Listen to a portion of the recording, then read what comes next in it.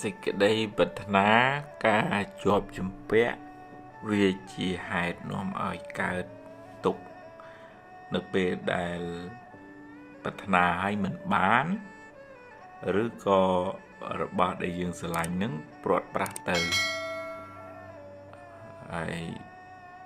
បើយើងមិនបានត្រៀមចិត្តទុកជាមុនទេសេចក្តីទុកនឹងគ្របសង្កត់ចិត្តយើងខ្លាំងណាស់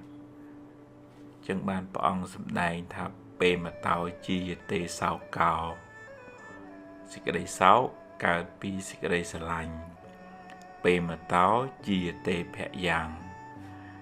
ការភ័យតក់ស្លុតរន្ធត់នឹងកើតមកពីសេចក្តីស្រឡាញ់ដែរ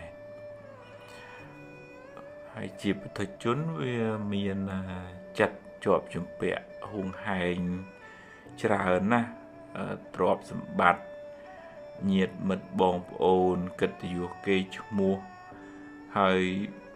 បើសេចក្តីប្រាថ្នាវាគ្របសង្កត់ចិត្តច្រើនទៅជាចំណែននិន្ទាឈ្នាននេះប្រមូលកັບកេងរបស់អ្នកដទៃមកជារបស់ខ្លួន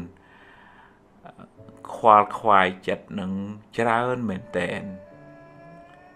ចឹងបាននៅក្នុងធម៌ព្រះអង្គឲ្យ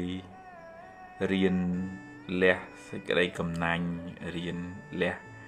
លោភៈការជាប់ជំពាក់តាមរយៈការបរិច្ចាគទានទម្លាប់ចិត្តរៀនគិតពីសេចក្តីសុខរបស់អ្នកដទៃផងមិនគិតតែពីខ្លួនឯងទេក្នុងន័យនេះមិនមែនបានន័យថាយើងឈប់ស៊ីឈប់ចង់មានចង់បានទេជាកាតព្វកិច្ចរបស់ឪពុកម្ដាយត្រូវ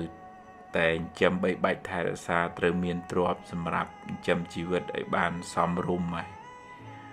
ប៉ុន្តែតើមានបញ្ញា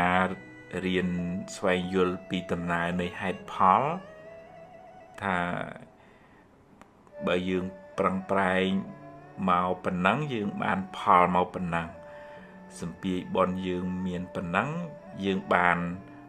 ផលនៃបុណ្យហ្នឹងប៉ុណ្ណឹងមកអញ្ចឹងយើងអត់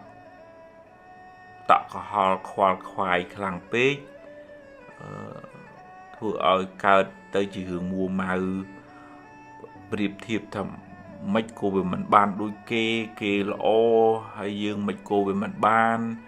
អានោះទៅជារឿងមួម៉ៅក្តៅក្រហាយ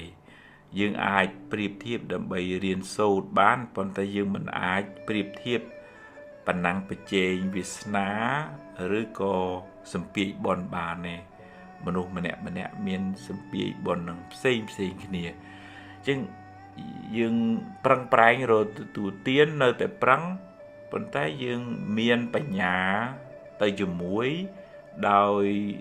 ទទួលស្គាល់ហ៊ានទទួលស្គាល់ការពិតថានឹងជាលទ្ធផលនៃការផឹងប្រែងរបស់យើងជាលទ្ធផលនៃបុណ្យរបស់យើងហ៊ានត្រូវតែហ៊ានទទួលស្គាល់ហើយប្រឹងប្រែងបន្តទៅទៀតទៅអញ្ចឹងយើងមិនខ្វល់ខ្វាយខ្លាំងហួសហេតុពេកទេយើងមិនដុតខ្លួនឯងទេយើងយកអ្វីដែលជាសមិទ្ធផលយើងមានបច្ចុប្បន្នជាមូលដ្ឋាននៃការធ្វើល្អទៅមុខទៀតជាមួយនឹងប្រពន្ធកូនជាមួយនឹងក្រុមគ្រួសារហើយរៀនស្វែងយល់អំពីសច្ចធម៌កាត់បន្ថយការប្រកាន់ហួងហែងហ្នឹងទើបយើងមិនសូវកើតទុក្ខខ្លាំងបើនៅតែ